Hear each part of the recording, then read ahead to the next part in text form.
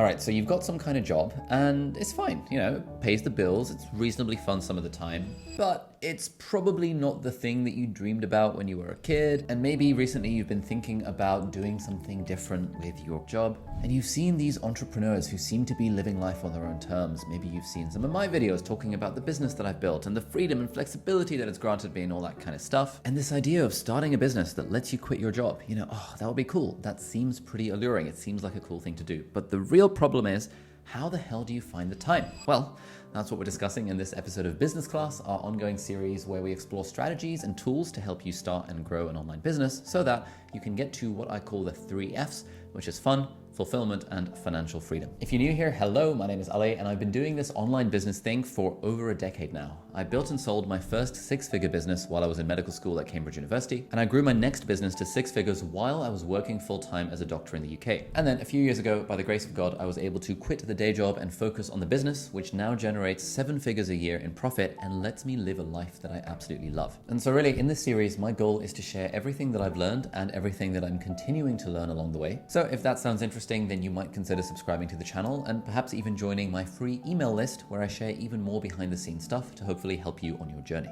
Anyway, in this video, we are going to be talking about the foundation behind any successful business, which is the currency of time. This is not going to be a video about what business to start or like what industry to get into or like the quickest path to making 10K a month or anything like that. Instead, we're going to be focusing on something far more fundamental, which is that how do you find the time to build any sort of business while you have the demands of a full-time job? And we're going to break this down into a hopefully actionable 4-step system. So this is the system that I used when I was working as a doctor, and I've seen this sort of thing work for a bunch of other of my entrepreneurial friends as well. Thank you so much